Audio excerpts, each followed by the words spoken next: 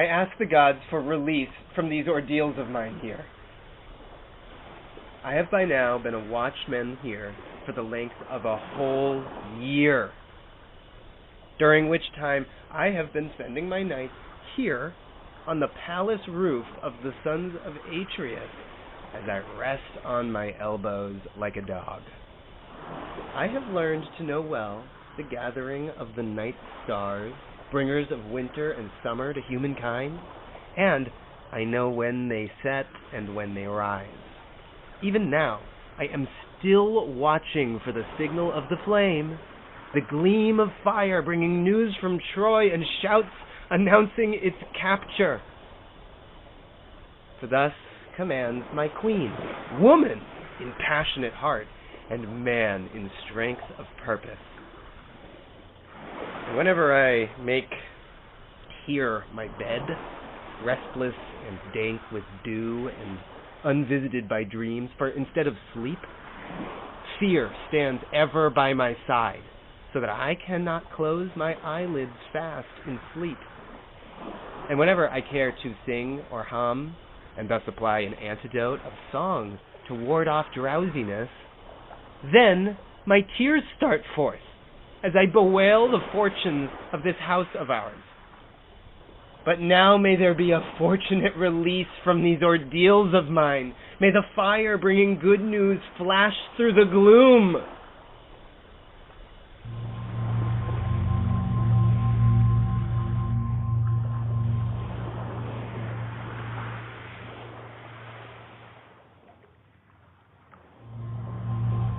Oh, welcome you flashing light, you who make the darkness of the night as bright as day. You who signal the arranging of many choruses in Argos in thanksgiving for this fortunate event.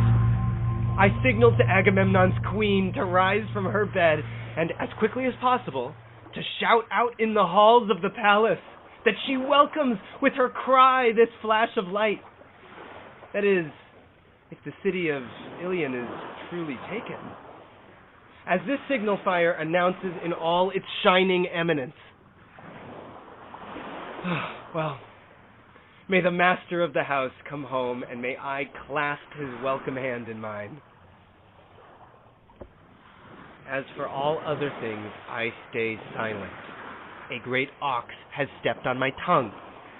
But the house itself, if it had a voice, would tell it all most clearly. I speak to those who know, and to those who do not know, I am without memory.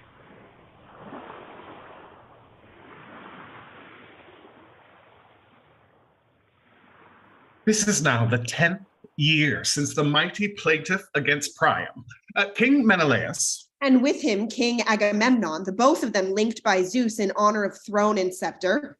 That steady pair of Atreus' sons, launched from this land an armada of 1,000 ships, with a mass of Argive warriors coming to their aid.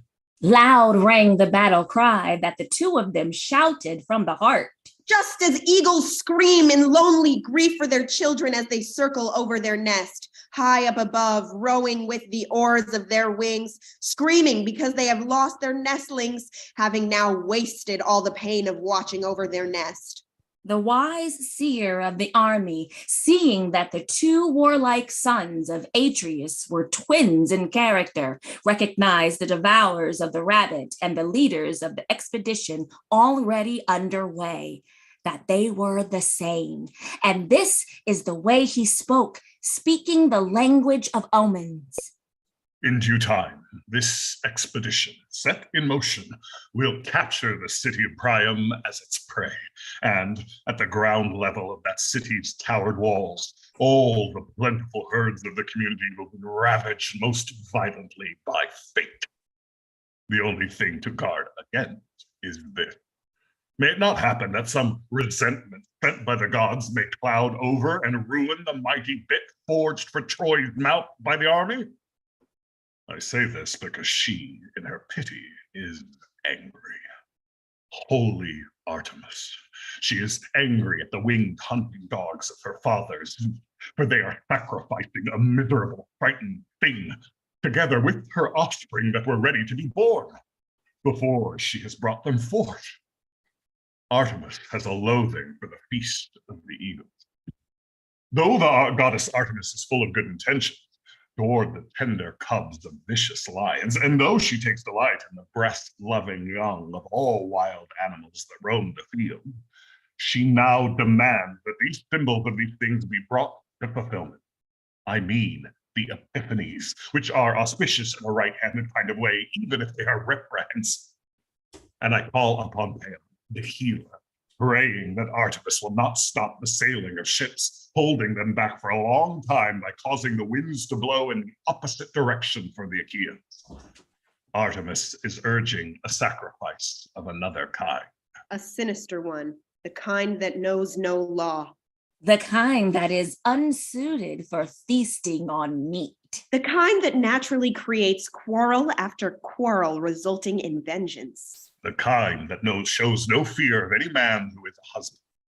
I say this because there is something that has stayed behind here at home. It is something terrifying, which keeps coming back again and again. It is a treacherous keeper of the household. It is an anger that remembers, and it comes with a punishment for whatever happened to a child. Such dire things did Calchas proclaim, speaking the language of omens. But the omens, signaled by the birds seen during the expedition, came also with big benefits for the palaces of the kings. So then, the captain of the Achaean ships, the elder of the two, holding no seer at fault, bending to the adverse blasts of fortune, when the Achaean people on the shore over against Calchas in the region where Aulus's tides surged to and fro were very distressed by opposing winds and failing stores. And the breezes that blew from the Strymon, bringing harmful leisure, hunger, and tribulation of spirit in a cruel port, idle wandering of men, and sparing neither ship nor cable, began, by doubling the season of their stay, to rub away and wither the flower of Argos. And when the seer, pointing to Artemis as cause, proclaimed to the chieftains another remedy, more oppressive even than the bitter storm, so that the sons of Atreus struck the ground with their canes and did not stifle their tears. Then the elder king spoke and said, "It is a hard fate to refuse obedience, and hard if I must slay my child, the glory of my home, and at the altar side stain a father's hand with streams of virgin's blood. Which of these courses is not filled with evil? How can I become a deserter to my fleet and fail my allies in arms? That they should, with all too impassioned a passion, crave a sacrifice to lull the winds, even by way of a virgin's blood. Divine law speaks out against that, for it should all turn out in a good way." But when he had donned the yoke of necessity, with the veering of a mind that has turned around, making a turn that is impious, unholy, unsanctified. From then he changed his intention and began to conceive that deed of uttermost audacity. For wretched delusion, counselor of ill, primal source of woe, makes man bold. So then he hardened his heart to become the sacrificer of his daughter, so that he might further a war waged to avenge a woman as an offering for the voyaging of a fleet. For her supplications, her cries of "Father," and her virgin life. The commanders in their eagerness for war cared nothing. Her father, after a prayer, told his ministers to raise her.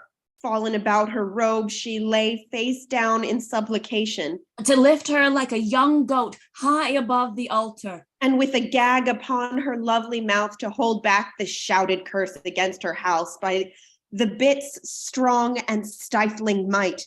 Then, as she shed to earth her saffron robe, she struck each of her sacrificers with a glance from her eyes, yearning for pity. Looking as if in a picture, wishing she could speak, for she had often sung and danced where men met at her father's hospitable table, and with her virgin voice would lovingly honor her dear father's prayer for the blessing of a paean at the third libation. What happened next? I do not see, and I do not tell. The art of Calchas was not unfulfilled. Justice inclines her scales so that lessons learned may come at the price of suffering. But the future, that you shall know when it occurs. Till then, let it be. It is like weeping before it is time to lament. But it will come, clear as day, together with the light of dawn.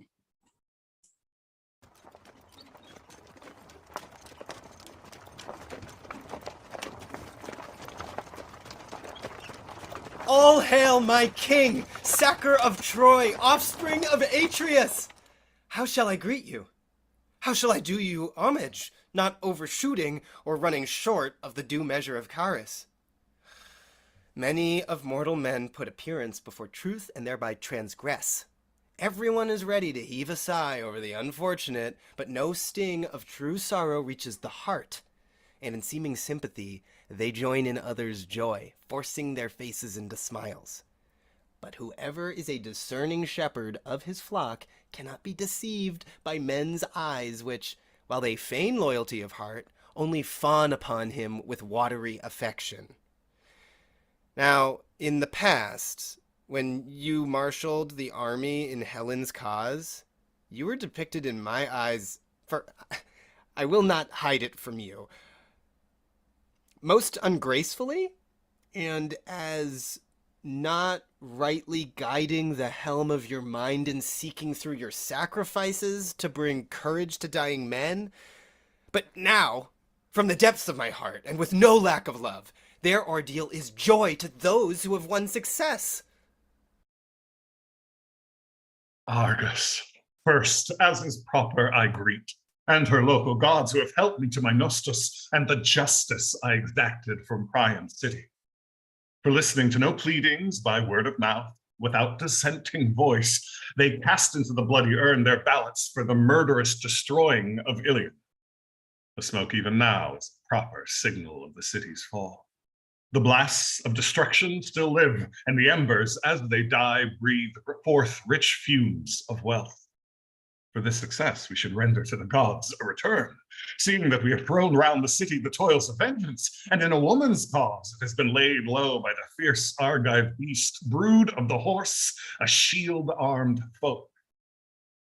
For the gods, then, I have stretched out this prelude, but touching your sentiment, which I heard and still bear in memory, I both agree, and you have in me an advocate. For few there are among men in whom it is inborn to admire without envy the good fortune of Aeschylus. For the venom of malevolence settles upon the heart and doubles the burden of him who suffers from the plague. He is himself weighed down by his own calamity and groans to see another's prosperity. From knowledge, for well I know the mirror of companionship, I may call an image of a shade those who feigned exceeding loyalty to me. Only Odysseus, the very man who sailed against his will, once harnessed, proved my zealous yokefellow. This I affirm of him, whether he is alive or dead. But for the rest, in what concerns the polis and public worship, we shall appoint public debates in assembly and consider. Where all goes well, we must take so that may long endure. But whenever there is need of healing remedy, we will by kind appliance of cautery or the knife endeavor to avert the mischief of the disease. And now I will pass to my palace halls and to my household hearth, and first of all pay greeting the gods. They who sent me forth have brought me home again.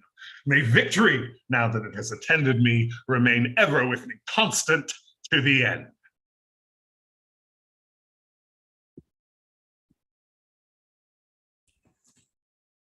Citizens of Argos, you elders present here, I shall not be ashamed to confess in your presence my fondness for my husband. The time diffidence dies away in humans, untaught by others. I can tell of my own weary life all the long while this lord was beneath Ilion's walls.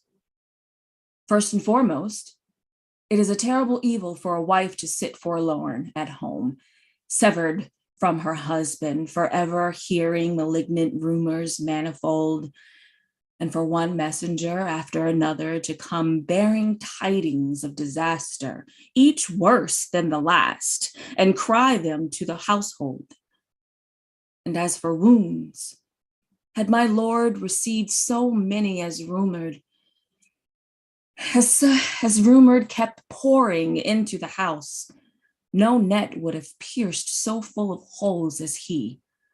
Or if he had died as often as reports claimed, then truly he might have had 3 bodies and have boasted of taken on him a triple cover of earth, one death for each different shape. Because of such malignant tales as these, many times others have had to loose the high-hung halter from my neck, held in its strong grip. It is for this reason, in fact, that our boy Orestes does not stand here beside me as he should, he in whom are authorized the pleasures of my love and yours. Nor should you think this strange, for he is in the protecting care of our well-intentioned ally, who warned me of trouble of 2 scores, your own peril beneath Ilion's walls, and then the chance that the people in clamorous revolt might overturn the council, as it is natural for men to trample all the more upon the fallen. Truly, such an excuse supports no guile. As for myself, the welling fountains of my tears are utterly dried up. Not a drop remains. In night-long vigils, my eyes are sore with weeping for the beacon lights set for you, but always neglected. The faint whir of the buzzing gnat often woke me from dreams in which I beheld more of your sufferings than the time of sleep could have compassed.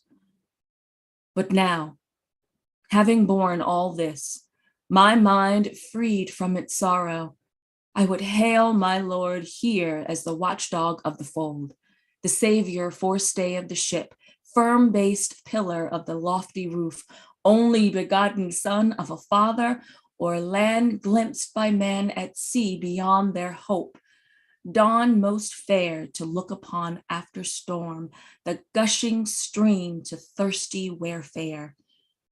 Sweet is it to escape all stress of need. Such truly are the greetings of which I deem him worthy. But let envy be far removed, since many were the ills we endured before. And now, I pray you, Philos, dismount from your car, but do not set on common earth the foot, my lord, that has trampled upon Ilion. Why this loitering, women, to whom I have assigned to task to strew with tapestry the place where he shall go? Quick! With purple let his path be strewn, that justice may usher him into home he has never hoped to see. The rest my unslumbering vigilance shall order duly, if it please the god, even as is ordained. Offspring of Leda, guardian of my house, your highness fits well with my absence, for you have drawn it out to ample length. But becoming praise, this prize should rightly proceed from other lips. Whereas, treat me not as if I were a woman in luxuriant manner, nor like some barbarian grovel before me with wide-mouthed acclaim. Do not draw envy down upon my path by strewing it with tapestries. It is the gods we must honor thus, but it is not possible for a mortal to tread upon woven fineries without fear. I tell you to revere me not as a god, but as a man. Footmats and woven garments are different things when they are sounded out by the voice of rumor. To think no folly is the best gift of the gods. Only when man's life comes full circle, and if I may act in all things I do now, I have good confidence. Come now, Do not speak so contrary to my purpose. A purpose? Be assured that I shall not weaken mine. You must in fear have vowed to the gods thus to act. With full knowledge, I pronounced this my definitive word, if ever man did. What do you suppose that Priam would have done if he had achieved your triumph? He would have set foot upon the woven fineries, I certainly believe. Then do not be ashamed of mortal reproach. And yet a people's voice is a mighty power. True. Yet he who is unenvied is unenviable. Surely it is not the woman's part to long for fighting. True, but it is seemly for the fortunate to yield the victory. What? Is this the kind of victory in strife that you prize? No, yield. Yet of your own free will, entrust the victory to me. Well, if you will have your way, quick, let someone loose my sandals, which, slave-like, serve the treading of my foot. As I walk upon these purple vestments, may I not be struck from afar by any glance of the god's jealous eye. A terrible shame it is for one's foot to mar the resources of the house by wasting wealth and costly woven work. So much for this. Receive this foreign girl into the house with kindness. A god from afar looks graciously upon a gentle master, for no one freely takes the yoke of slavery. But she, the choicest flower of rich treasure, has followed in my train, my army's gift. Since I have been subdued and must listen to you in this, I will tread upon a purple pathway as I pass to my palace halls. There is the sea, and who shall drain it dry? It produces the oozing stain of abundant purple, equal in value to silver, an ooze that forever renews itself, with which to dye garments. And the palace, O king, with the help of the gods, is sustainable with its supply of these purple garments. The palace doesn't know what it is to be in poverty of these things.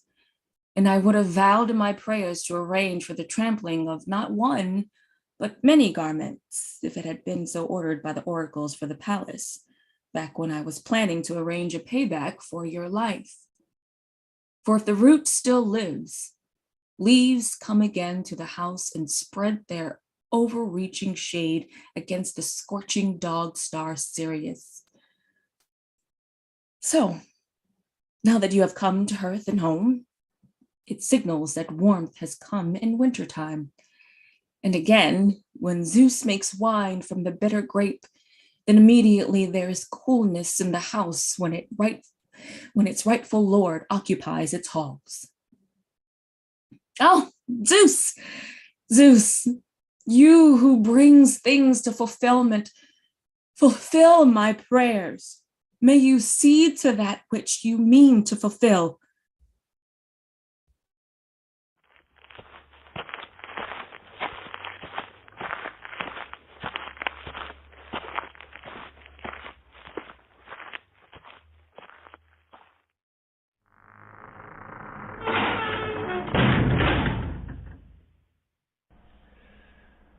Why does this terror so persistently hover, standing before my prophetic heart? Why does my song, unbidden and unfed, chant strains of augury? Why does assuring confidence not sit on my heart's throne and spurn the terror like an uninterpretable dream?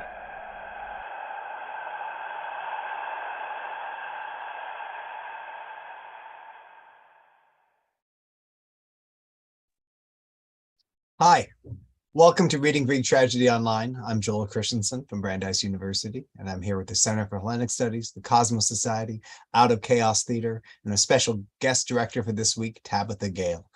You just heard our sort of radio play version of the first half of Aeschylus's Agamemnon, and we're bringing it to you this week as sort of a surprise because we're stretching the boundaries of what we do with Reading Greek Tragedy Online. Since the beginning of the COVID-19 pandemic, we've been experimenting with the format of the small screen and bringing the spectacle of Greek tragedy to it, and really focusing on the way the words and the intimate experience of seeing professional actors up close changes the experience as we sort of view it and review it together. So today we're back to the scene of the crime in Argos with the death of Agamemnon. And before I bring in Paul, who's the master creator of all of this, we'll just sort of situate you in myth for a bit. So the story of Agamemnon is in part the story of Orestes, and it becomes a sort of pan-heroic narrative that's really important in early Greek myth. Most people think about it in association with this play, but it seems that ancient audiences were kind of obsessed with it. Each one of the major tragedians has a story or a play dedicated to Orestes. And when we start the Homeric Odyssey, Zeus is looking down on the world of mortal men, and he's not even thinking about Odysseus. Instead, he's thinking about Aegisthus, the cousin of Agamemnon, who shacks up with Clytemnestra and seems to murder Agamemnon at his homecoming. And Zeus is looking down, upset with Aegisthus, and then repeatedly through the Odyssey, we return to the story of Orestes, a young man who comes home to avenge the murder of his father, having to face the fact that to do so, he has to kill his mother. So this story becomes a foundational story in Athens about the pressure, the tension between justice on the one hand and vengeance on the other hand. By the time you get to the end of the trilogy, you get the creation of trial by jury as a sort of ad hoc solution to resolve these tensions. So the beginning half of the play we just saw isn't actually the full half of the play. Well, it's about that. It's about the first 900 lines, and it's an amazing sort of tour through myth. We saw from the beginning, or heard from the beginning, that amazing passage where the watchman's on the roof looking for the watchfires to let him know that Troy has fallen. And one of the interesting things about the tension between listening to the play and viewing it is that Greek poetry is filled with metaphorical language about seeing and knowing. And this play is all about who knows what when, for one. And second, the performance of the play is all about spectacle. So once you take the spectacle of Greek tragedy away, we're left in the realm of song and words and stories, and we sort of think of it on our own. So Paul, that's probably more of a peroration than you were expecting, but I want us to see where we are. We just had this fabulous scene close where Clytemnestra gets Agamemnon to walk on the carpets and sort of seal his doom. And we're about to transition to the second half of the play, which is harder to follow. We'll have Cassandra, we'll have some choruses, there may be a murder or two that we hear about, and sort of setting us up for the rest of the trilogy.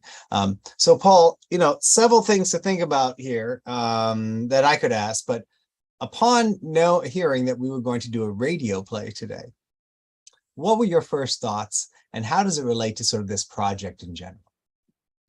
Well, to pick up on something that you mentioned there, the way that it takes away sort of obviously the opportunity for us to show something, for there to be spectacle within that. And I think that what it does, you said that it leaves words, it leaves songs, and it really leaves arguments behind. Mm-hmm. And I think that it really points us towards kind of hearing those arguments in a different way.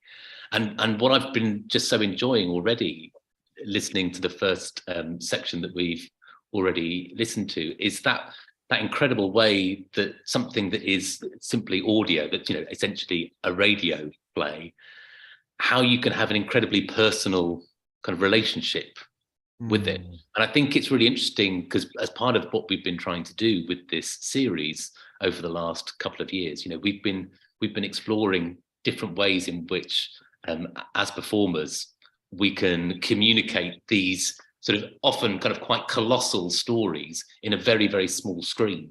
And I think that one of the things that we've taken away from that actually is the incredibly intimate type of performance that this format supports. And once you then take away even the face as well, and you're left just with the words, you're just left with those voices in your ears, then it becomes incredibly intimate, and at the same time retains that epic scale. I couldn't help but, when I was hearing, what's known, I suppose, as the carpet scene, that famous scene between Agamemnon and Clytemnestra, and when she is persuading him to walk on these fabrics and kind of doom himself in a way, you can't help but picture it yourself as well. And I think that the strength of the performance that we were getting there from Renee and Tamika was just so fantastic, and they had such a vocal presence with that it really, I just thought, beautifully brought it to life. And I think that what's lovely about the position that we've got ourselves into now that because we've read every tragedy online, and in fact we've read some of them more than once, and this is the second time that we're visiting this. And actually the first time we looked at this, Toff Marshall, back in October 2020, so just over 2 years ago, sort of brought lots of visual language to what he was showing. And I remember sort of at that moment, sort of there being kind of colour coming. Tamika was involved in that performance as well. So it's really lovely for these different performances to be able to kind of communicate with each other and to explore different ways in which we can tell these stories. I really like the way you started to talk about this as sort of the next step in the process of experimenting with the performance. I thought the tagline for this would be, the smallest screen is the one that isn't there. Right. But there's more. I mean, there's more of that. So I'm really interested in part of what you were saying about what we provide as audience members when you take the visual away. So we've all had that experience of going and watching the adaptation of a book we love into a movie or a television show. And what happens is the tyranny of someone else's visualization of your imagination is jarring. Right. And so that space of imagination can be a truly incredible gift if we're used to it. I don't know how many people who are watching this will listen to audiobooks or things, but my memory always goes back to when I was very young, listening to a radio play version of The Empire Strikes Back. I don't even know if I had seen any visions of Star Wars at that point, but I do remember the actors, the sound effects, bringing it alive. And when I close my eyes and think about it, like I'm a little kid again in a dark room, just sort of sitting next to the radio, which makes me sound a lot older than I am. The world has changed quickly.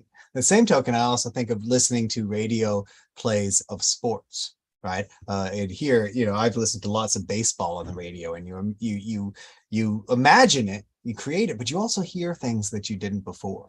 So I think that's one of the things, like in this exercise, I really love, is we're really focusing on the words.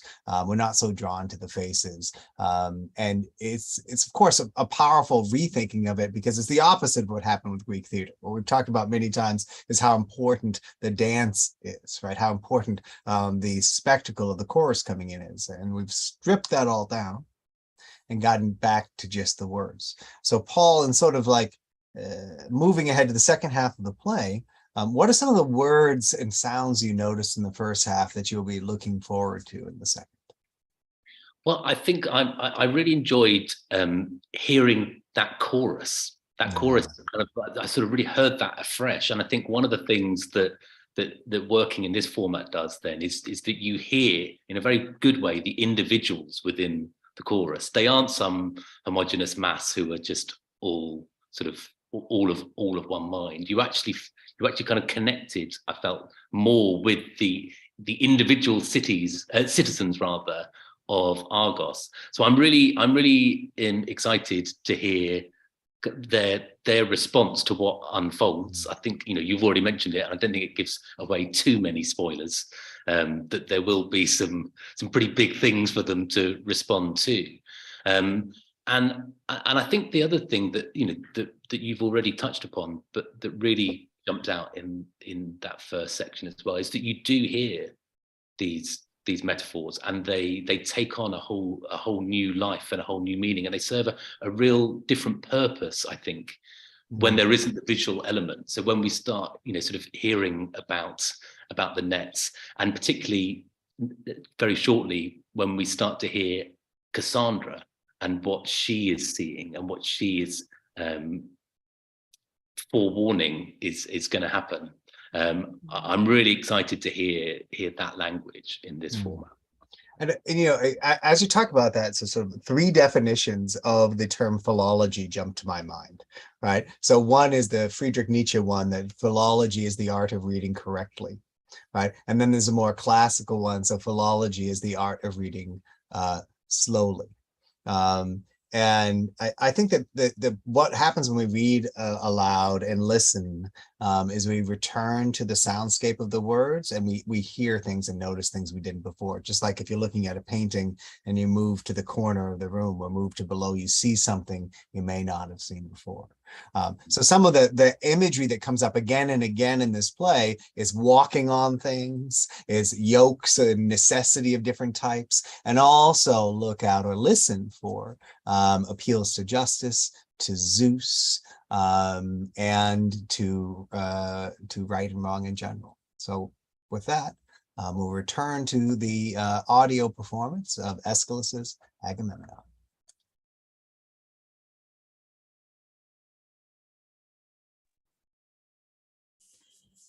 Get inside. You too, Cassandra, since it is not with wrath that Zeus has appointed you to share the holy water of a house where you may take your stand with many another slave at the altar of the god who guards its wealth. Get down from the car and do not be too proud. For even Alcmene's son, men say, once endured to be sold and to eat the bread of slavery. But if such fortune should of necessity fall to the lot of any, there is good cause for gratitude in having masters of ancient wealth. For they who, beyond their hope, have reaped a rich harvest of possessions, are cruel to their slaves in every way, even exceeding due measure. You have from us such a usage as custom warrants. It is you she has been speaking, and clearly, since you are in the toils of destiny, perhaps you will obey, if you are so inclined, but perhaps you will not. Well, if her language is not strange and foreign, even as a swallow's, I must speak within her comprehension and move her to comply. Go with her. With things as they now stand, she gives you the best. Do as she bids, and leave your seat in the car. I have no time to waste with this woman here outside, for already the victims stand by the central hearth awaiting the sacrifice, a grace we never expected to be ours. As for you, if you will take any part, make no delay. But if failing to understand, you do not catch my meaning, then instead of speech, make a sign with your barbarian hand.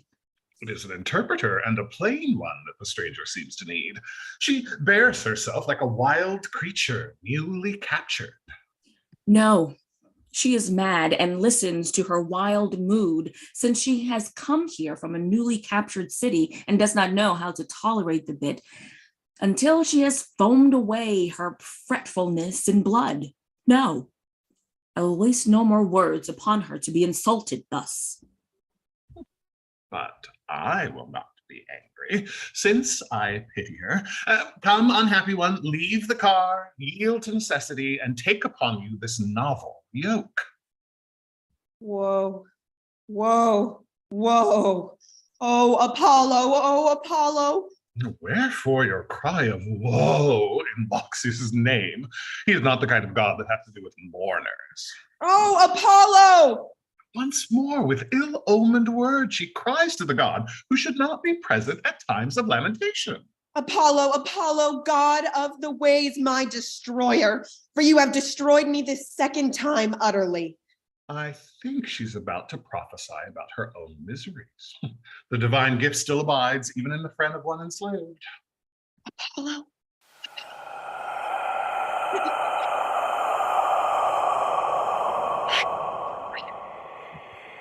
Ah, is this that you have To that of Atreus' sons? If you do not perceive this, I'll tell it to you, and you shall not say that it is untrue. No. No, rather to a God-hating house, a house that knows many a horrible butchery of kin, a slaughterhouse of men, and a floor swimming with blood. The stranger seems keen-scented as a hound. She is on the trail where she will discover blood.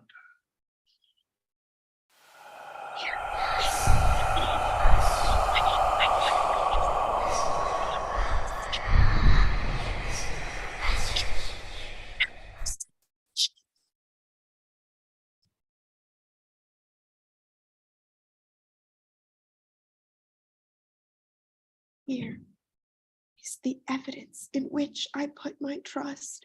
Behold those babies bewailing their own butchery and their roasted flesh eaten by their father. Your Cleus for reading the future had reached our ears, but we have no need of spokesman here. Alas, what can she be planning? What is this fresh woe she contrives here within? What monstrous, monstrous horror beyond all remedy? And help stands far away. These prophesyings pass my comprehension, but the former I understood. The whole city rings with them.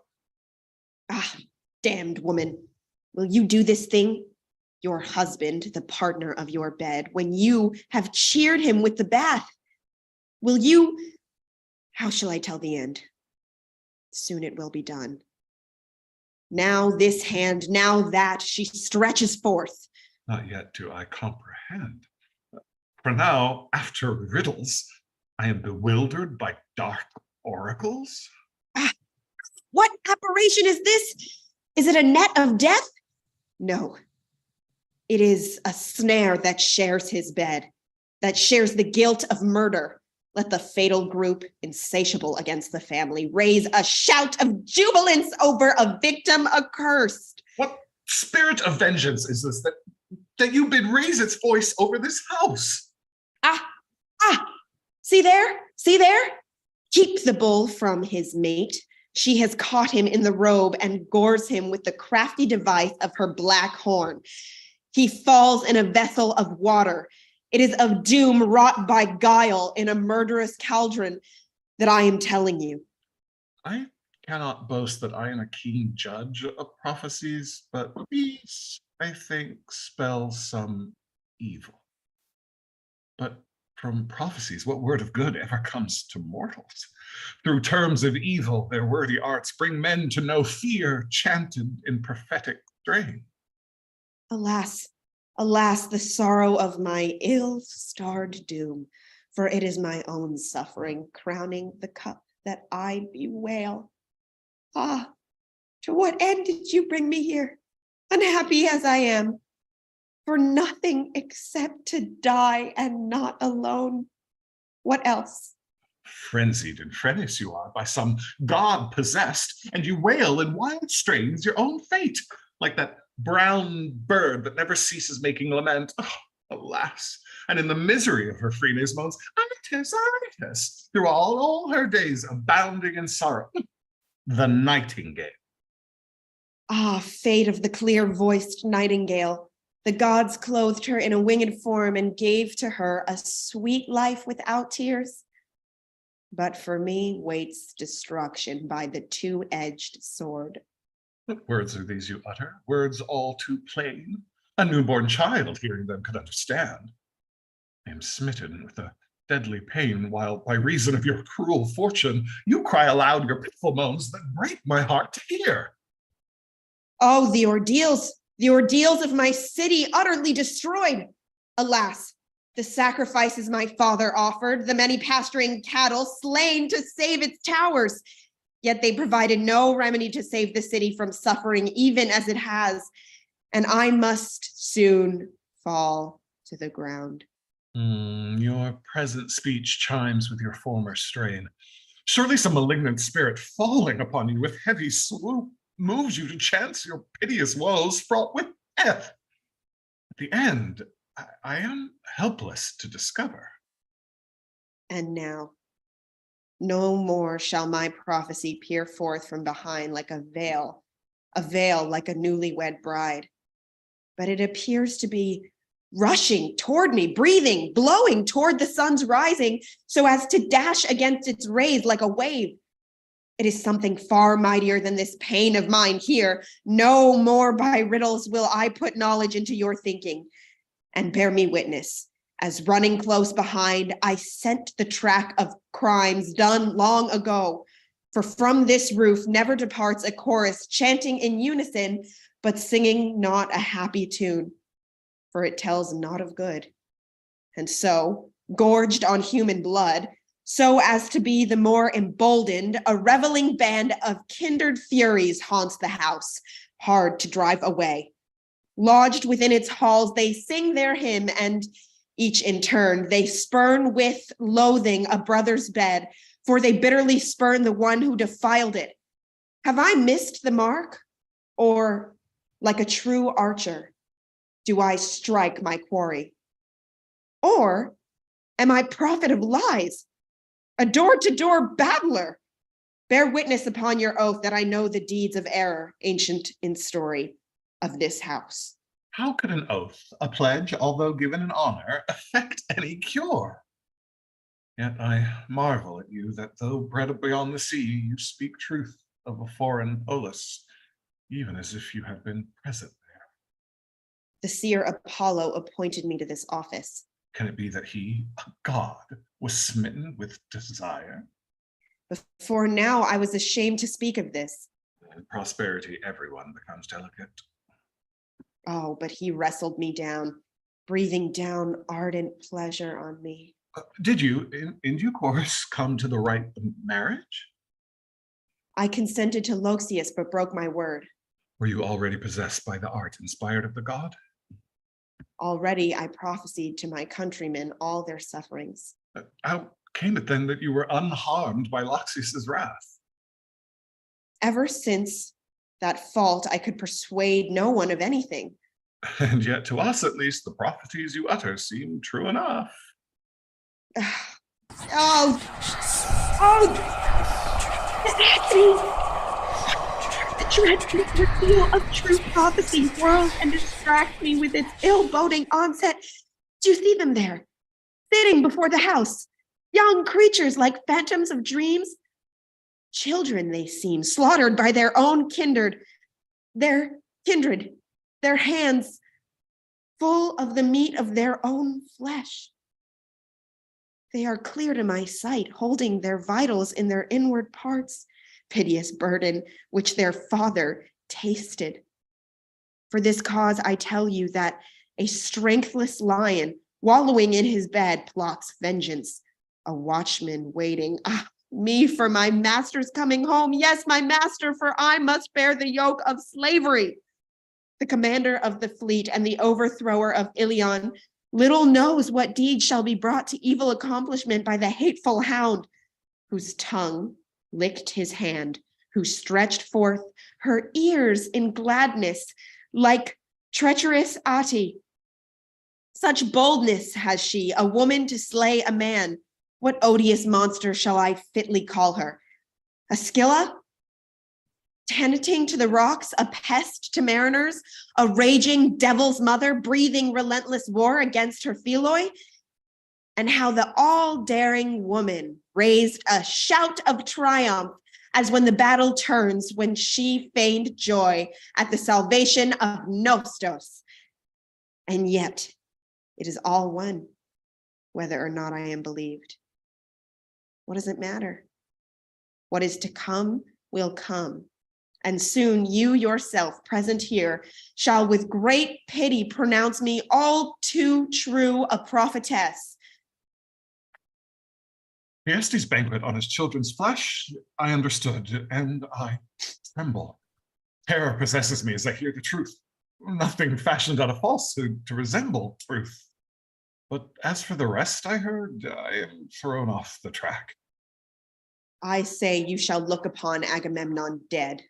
Lull your speech, miserable girl. Over what I tell you, no healing god presides. Oh, what fire it comes upon me. Whoa, Apollo, me, this two-footed lioness.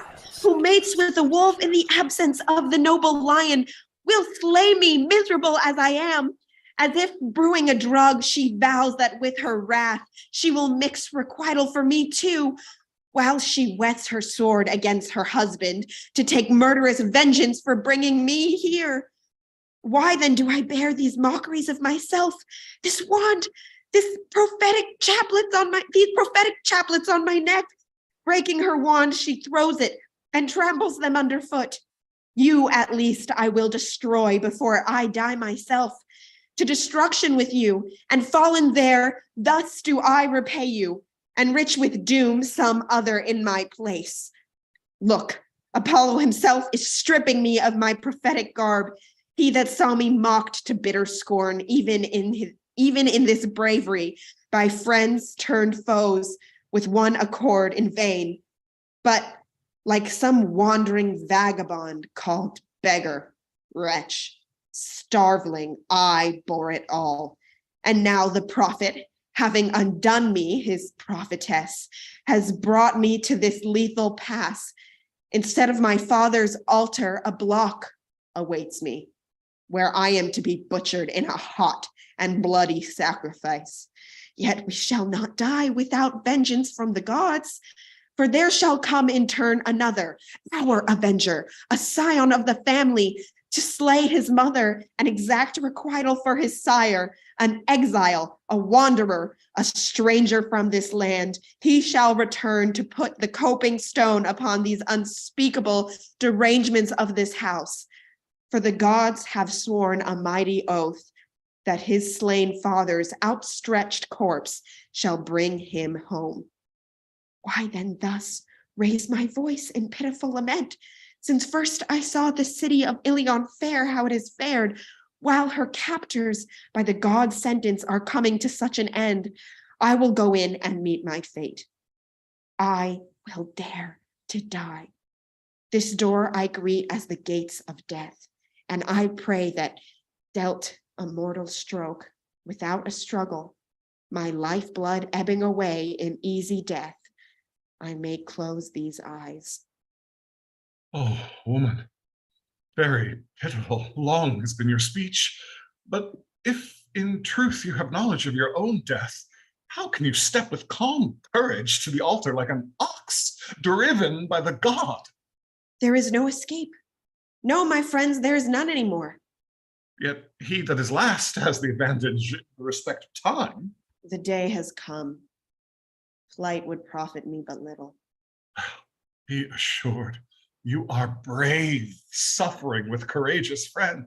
None who is happy is commended thus. Yet surely to die with Cleos is a grace for mortals. Alas for you, my father, and for your noble children. What ails you? What terror turns your back? Alas, alas! Why do you cry alas? This house stinks of blood-dripping slaughter. What of that? It's just the savor of victims at the hearth. It is like a breath from the grave. You are not speaking of proud Syrian incense for the house. Nay, I will go to bewail also within the palace my own and Agamemnon's fate. Enough of life. Alas, my friends, not with vain terror do I shrink, as a bird that fears a bush. After I am dead, bear witness for me of this, when for me a woman, another woman shall be slain, and for an ill-wedded man, another man shall fall. I claim this from you, as my Xenos, now that I am about to die. Oh, poor woman, I pity you for your death foretold. I still want to have the chance, just for one moment, to make a speech or a lament that I perform for my own self. I pray to the sun as I face its light for the last time that the enemies may pay a bloody penalty to compensate for my death as well, which is the murder of a slave, an easy defeat. Ah, I cry out about the things that happen to humans. Even when things go well, one can still compare it all to a shadow. But when things go badly, the dabbing of a wet sponge blots out the drawing. And this, I think, is far more pitiable. than that.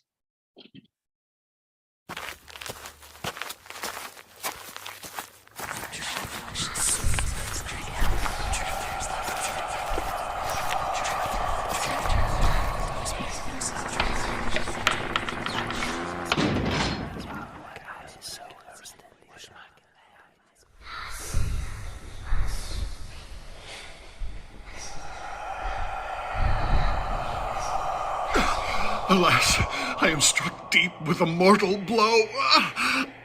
Silence! Who is this that cries out, wounded by a mortal blow? And once again, alas, I am struck by a second blow. The deed is done. It seems to judge by the groans of the king. But come, let us take counsel together if there is perhaps some safe plan of action. I tell you my advice. Summon the townsfolk to bring rescue here to the palace. To my thinking, we must burst in and charge them with the deed while the sword is still dripping in their hands. I too am for taking part in some such plan and vote for action of some sort. It is no time to keep on delaying. It is plain. Their opening act is the signal of a plan to set up a tyranny in the polis. Yes, because we are wasting time, while they, trampling underfoot of the kilos of delay, allow their hands no slumber. I know not what plan I could hit on to propose. It is the doer's part, likewise, to do the planning. I too am of this mind, for I know no way to bring the dead back to life by mere words. What, to prolong our lives, shall we thus submit to the rule of those defilers of the house? No, it is not to be endured. No, death would be better, for that would be a milder lot than tyranny. And shall we, upon the evidence of mere groans, divine that the man is dead? We should be sure of the facts before we indulge our wrath, for surmise differs from assurance. I'm supported on all sides to approve this course, that we get clear assurance how it stands with Atreus' son.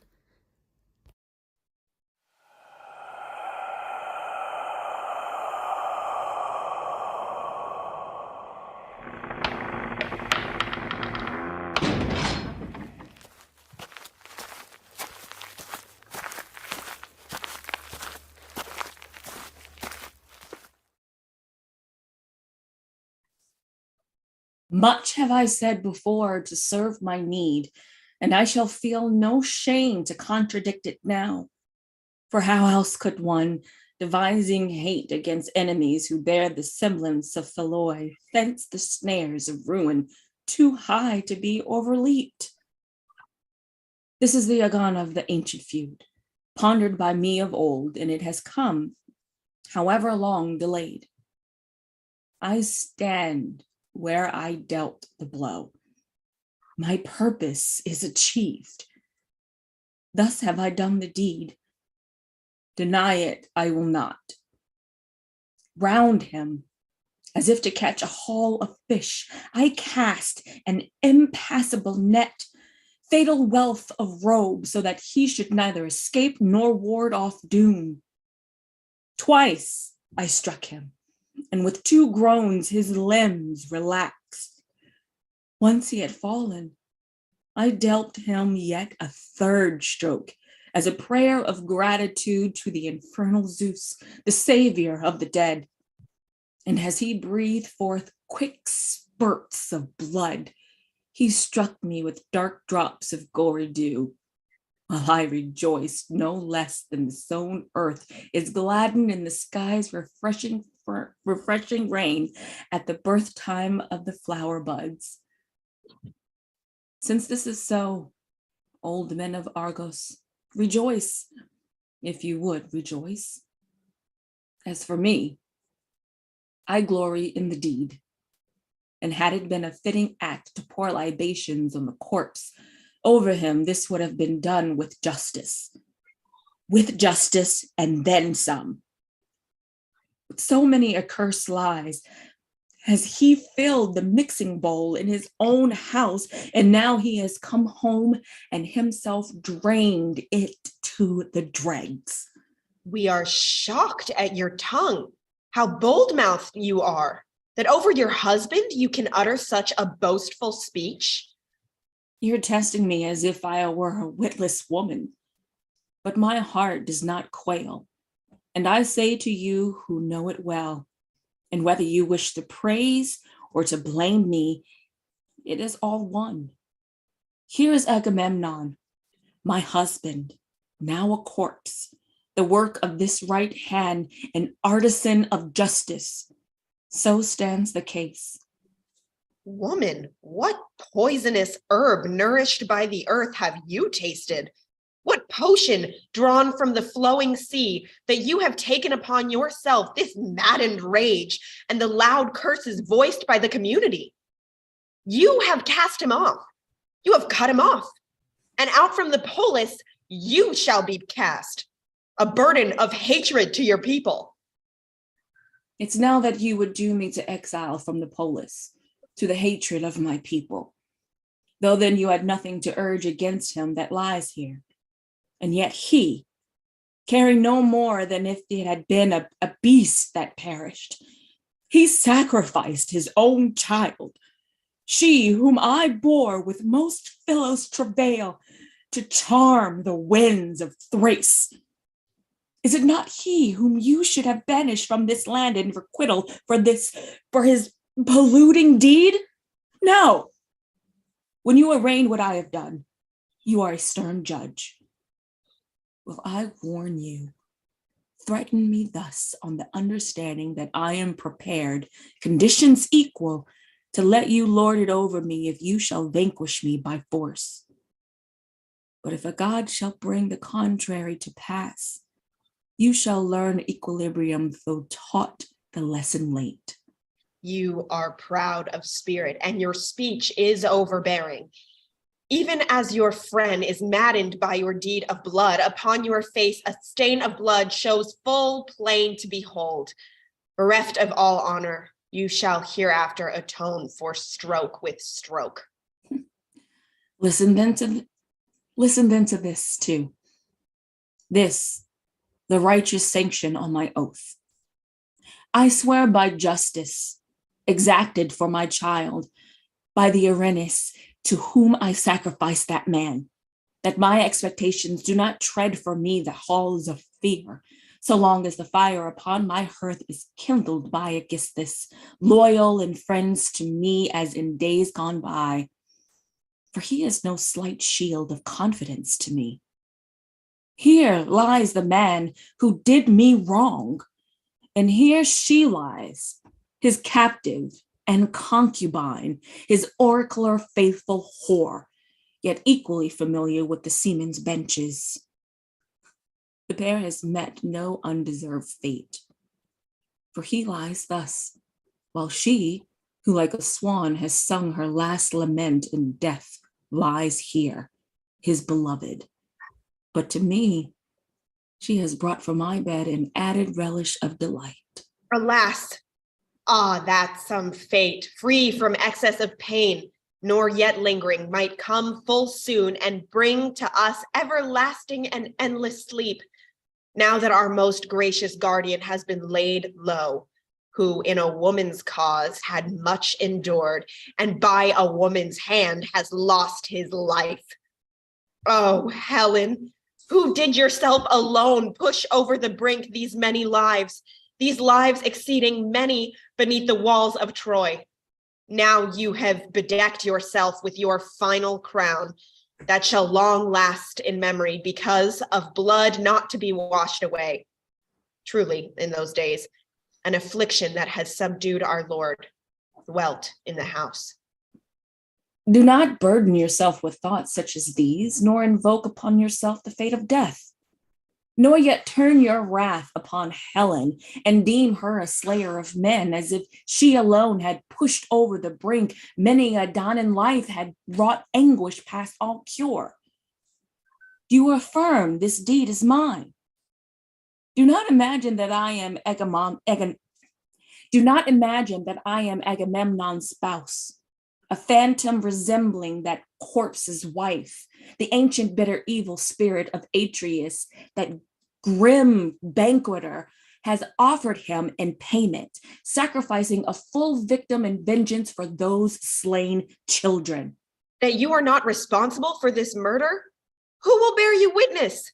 How could anyone do so? And yet the avenger from his father might well be your accomplice.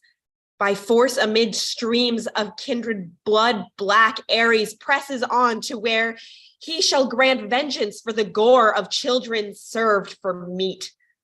Alas, alas, my king, how shall I bewail you? How to voice my friend that is dear to you?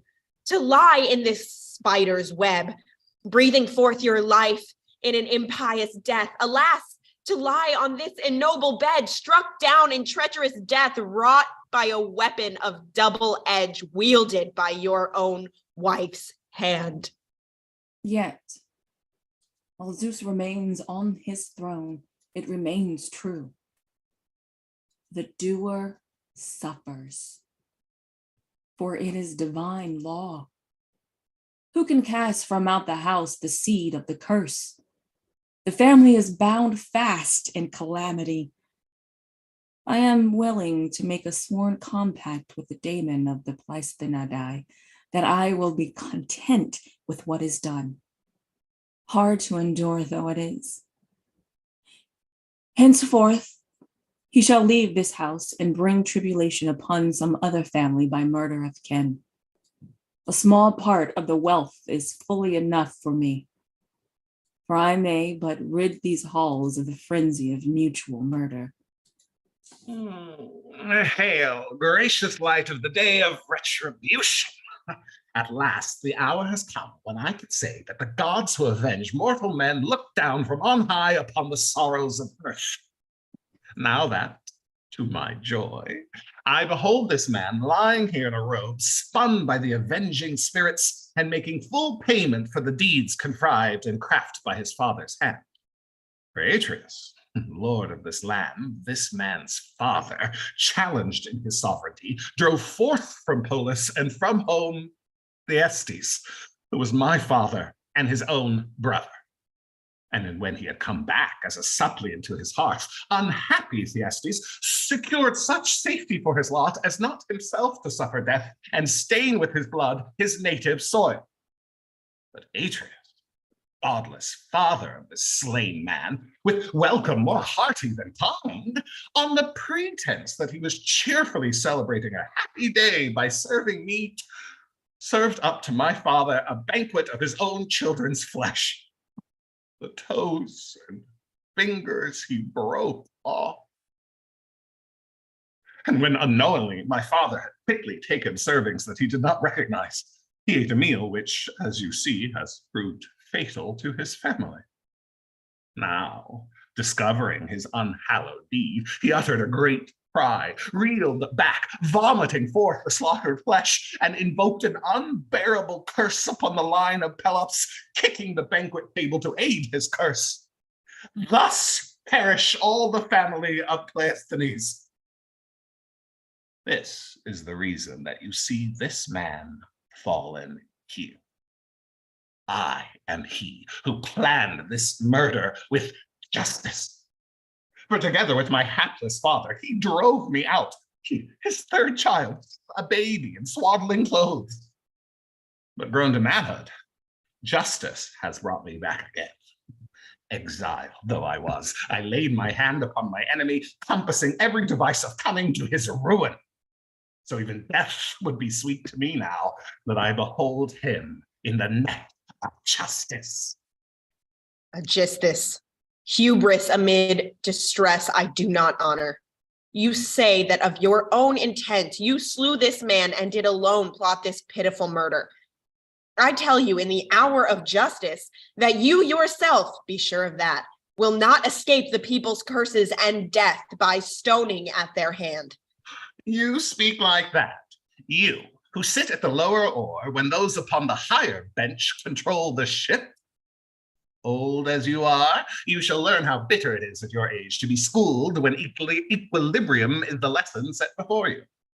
Bonds and the pangs of hunger are far the best doctors and trainers when it comes to instructing the old. You have eyes and lack understanding. Do not kick against the gods lest you strike to your own hurt. Woman that you are, sulking at home and awaiting the return of the men from war, all the while defiling a hero's bed. Did you contrive this death against a warrior chief? These words of yours likewise shall prove a source of tears. The tongue of Orpheus is quite the opposite of yours. He led all things by the rapture of his voice, but you, who have stirred our wrath by your silly yelping, shall be led off yourself. You will appear tamer when put down by force. As if you could ever truly be sovereign here in Argos. You, who did contrive this one's death, and then had not the courage to do this deed of murder with your own hand. Because to ensnare him was clearly the woman's part. I was suspect as his enemy of old.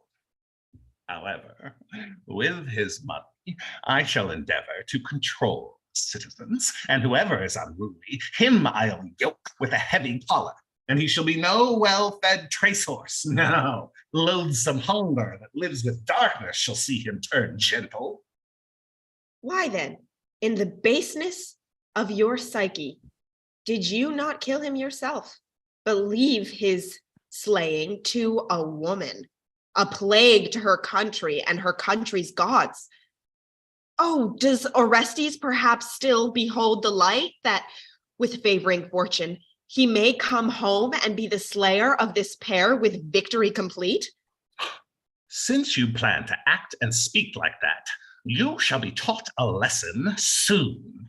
On guard, my Pheloi company. The task is close at hand. On guard, then. Let everyone make ready his sword with hand on hilt. My hand, too, is laid on my sword hilt, and I do not shrink from death. Death for yourself, you say. We accept the omen. We welcome fortune's test. No, most Phelos's men, let us work no further evils. Even these are many to reap, a wretched harvest. Of woe we have enough. Let us have no bloodshed. Old men, go back to your homes and yield in time to destiny before you come to harm. What we did had to be done. But should this trouble prove enough, we will accept it, sorely battered as we are by the heavy hand of a daemon. Such is a woman's counsel, if any care to learn from it. But to think that these men should let their wanton tongues thus blossom into speech against me and about such insult, bring their fortune to the teeth, reject balanced counsel and insult their master. It would not be like men of Argos to cringe before a man as low as you. Ha! I will visit you with vengeance yet in days to come. Not if a diamond shall guide Orestes to return home. From my own experience, I know that exiles feed on hope. Keep on. Grow fat while polluting justice, since you can. Oh, know that you shall atone to me for your insolent folly. Brag in your bravery like a cock beside his hen. Ignore their idle barking. You and I will be masters of this house and order it all right.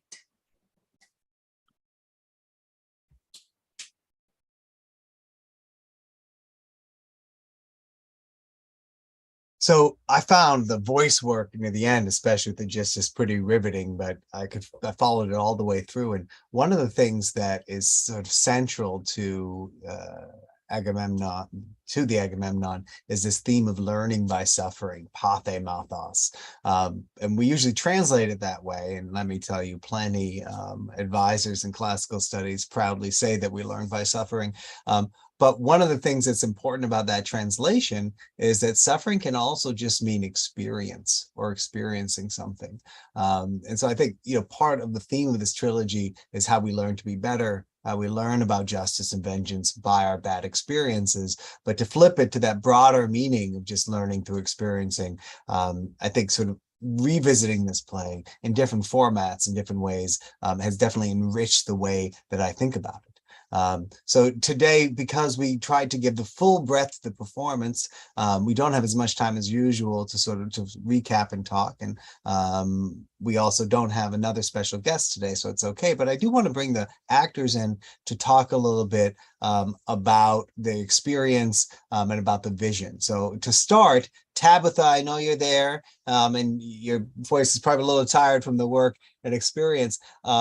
but tell us a little bit about what made you choose to go voice only for this performance and some of your sort of vision for the sound.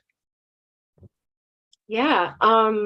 So the translation, which I want to make sure like I give due credit where credit's due. The translation's by Herbert Weir Smith, revised by Gregory Crane and Graham Bird, and also further revised by Gregory Nagy. So when I was reading through it,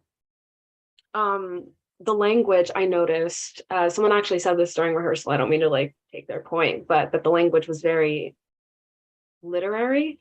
I noticed that this translation really brings out metaphor pretty much from every idea, sometimes from a previous metaphor in the sentence, to like clarify the previous metaphor to add another point to reach its ultimate conclusion.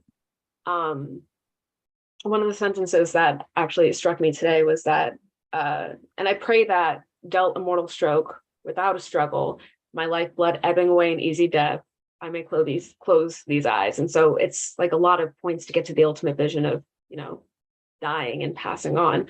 And there's a lot of that throughout this play. It's so visual and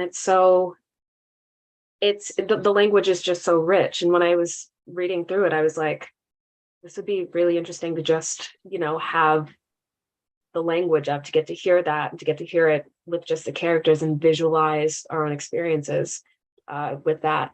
I think the imagination is capable of conjuring up wonders and horrors, as you said earlier, personal to your own experience that are greater than something that can potentially be shown if you leave it enough room. So yeah, there are so many things that happen off screen that are spectacle and that are like huge events that are sort of things that people are either worried about, things that they don't get to see that are under their skin, like the Watchmen weight of the signal fires, or Clytemnestra hearing of Agamemnon's death and describing how it killed her each time, and Cassandra's prophecies that, you know, the chorus can't see.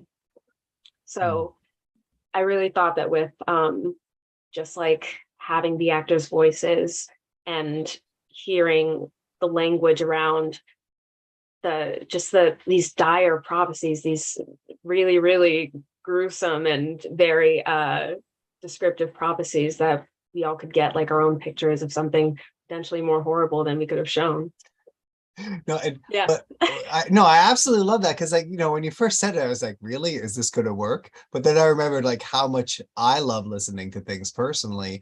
And what you just brought out was like everybody in the play, as well as the audience, is piecing together a version of the stories based on what they hear and based on what they know, and then arguing about it, and the action is just sidelined. So I think the way that you sort of made us a part of that process is really, I'll say, magical. Although what we're envisioning in this play is probably the opposite of what the negative side of magical. And you had a great cast with you with the voices. I don't know who I'll pick on first. Probably Renee, because he did such a great job moving between characters. So Renee, every time we're on here, I mention how the small screen struggles to contain you. What's it like when you're just working with voices, and how do you differentiate between the characters when you're doing that? I mean, I love doing radio play type work. The company that I was a resident company member with when the days of quarantine started, that was our pivot, was we pivoted to radio plays. And I really love, because, you know, one of the struggles of doing these on Zoom is that you're worried about what's happening here, and I'm trying to read a script, but I'm also like, where am I in the frame? And with this, because, you know, I don't want to pull the curtain too far back and show what's behind the scenes, but we do not rehearse these for weeks on end. And so being able to just forget about what's happening in the camera and just dive into the text is super fun for me. So I like, and I want to ask about the sort of choice of where you put the pitch in Aeschylus' voice. Because, you know, when you're doing acting, they train you like, it started out like, how does this figure walk, right? Or think about the different ways you can use your body in space. But you had this sort of like nasally, wheezily Aeschylus. Is that something that just came to you, or was it something about like, the character? From when we were reading the scene, and I was picturing a sort of like you know, it was a little bit like Lord Farquaad from Shrek, and a little just like slimy snake-like man. You know, I was definitely making judgments upon him because that's the amount of time. No, okay. The last time I was talking about this to someone, I'm forgetting which one, is someone had mentioned that Aegisthus is a little bit like Gaston in Beauty and the Beast, or like the Miles Gloriosus figure. So I like having, because you know he comes in and takes all the glory. I think that what I love about your version is that in the earlier myth, Aegisthus is like a general heroic figure, right? He even tries to make himself an exile figure like Orestes. But in this version of it, he's just kind of there. He doesn't do the murdering. He's kind of useless. Yeah. And you definitely like I like the choice there. Right. Thanks. So thank you. Thank you. Tamika, nice to have you back again, but it meant we didn't get to see the wonderful work you do with your eyes and face. You were with us for the last time we did the Agamemnon. Yes. What's it like just doing this play with all of its depth and theatricality on sound only? Well, the same as what Renee said, with the camera off and we're just using our voices. There's a lot more of not like having to worry about staying in this box. And what you're doing with your hands in the box, right? Exactly. Or even your facial expressions to get like that whatever tone you're trying to get out for those lines, for that character. Yeah. So did anything different emerge from the play that you hadn't seen last time, or were you just sort of in the moment when you were reading the role? Sort of in the moment. I think because I was chorus 3 at first. Yeah. And with the three of us, setting up the story, I felt like one of the three witches. No, and that was really nice. So that's something, the last few times I've seen this prologue, right? I mean, and the ancient performance, it's all like spectacle, chorus, marching in and singing, but it definitely has that Three Witches feel at the beginning. Yeah. So I played around with that because I wanted there to be obviously a great differentiation between chorus and Clytemnestra. So yeah. Cool. Thank you. It's nice to see you again. You too. Gabriella, I think you're still there. We've had you on video before. We've seen you before. Yes, so hi. What was this experience like, and have you done anything like it before? Nope. Okay. Haven't done anything like it before. Especially, I mean, I'm in school and I just had my first solo performance last night, and now I'm like rushing into Zoom, and it's great. But there is a certain freedom that Tamika was talking about in not staying in the box. And I found myself, I'm not worried about my eye line, but when I'm having the visions, like I get to have freedom playing with that. So yeah, I mean, and Cassandra is, I just played at the Kirk Douglas a character, Nena, in Maria Irene Fornes's The Conduct of Life, and she's a 12-year-old destitute girl who becomes a sex slave, and she doesn't say anything, but I found that a lot of the feelings of experiencing Cassandra were quite the same, just sex slave, muted. But it felt really nice to talk as Cassandra. I don't know, it's all coming together with the work I've been You're doing. making perfect sense though, because of that the characters share the marginalization, right? But also the focus of other people's gaze and interest. And Cassandra in this play, like she's a fascinating character. She gets so much to do. And it's a challenge, like how big do you get, how small, how far do you lean into the crazy, and just listening to it, I think allows us to sort of work that space a little more, right? So thank you. I enjoyed it, and I think we've had Cassandra a few times in this series, but I'm definitely going to remember yours. The voice work was just great. Thank you. Thank you. All right, Paul, come and join us again. So if you can, you promise me, I mean, so I don't, maybe this is the 8th, the 10th, or 12th time we've had Tabatha join us on the show. So if you can tell us a little, let's have a moment of appreciation for her from you, and then tell us what we've got left for the rest of the year. Well, yeah, I just want to say, Paul, I can't hear you. Oh, there you go. Your volume great, you can hear me now. Yeah. I just want to say, a huge thank you to Tabatha for this and for just all the other brilliant work that she has done, both directing, performing, and just generally being amazing. So, thank you for bringing so much to this series, and it's just so wonderful, to say again that that we're at a point where we can have these different versions of plays that are communicating with each other. I really loved hearing this today, having just even less than 2 weeks ago had Iphigenia on, and then picking up on what you were saying about sort of homecomings and sort of the comparisons between Orestes and Telemachus, and how we had Odysseus last month as well. So it's just really wonderful to kind of hear these plays in this series kind of really communicating with each other. And there were things that really kind of jumped out today hearing that. And I'd forgotten how wild the end of this play is. I know, and just the completely different direction that it takes, that is so surprising. And that really jumped out to me this evening. So thank you to Tabatha, thank you to all of the brilliant actors who just did such fantastic work. And what we have coming up in 2 weeks' time, so do please join us when we're going to finish this mini season with a performance of Amphitruo.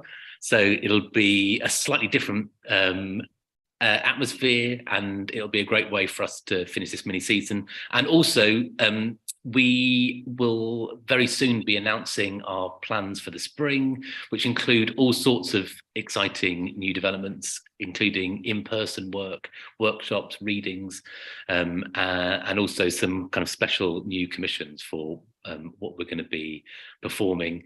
I should mention as well that our Playing Bacchae competition for students in Greece is still active and is going on. You've got until January to apply for that. So if you're in Greece, if you're a student there, please do apply.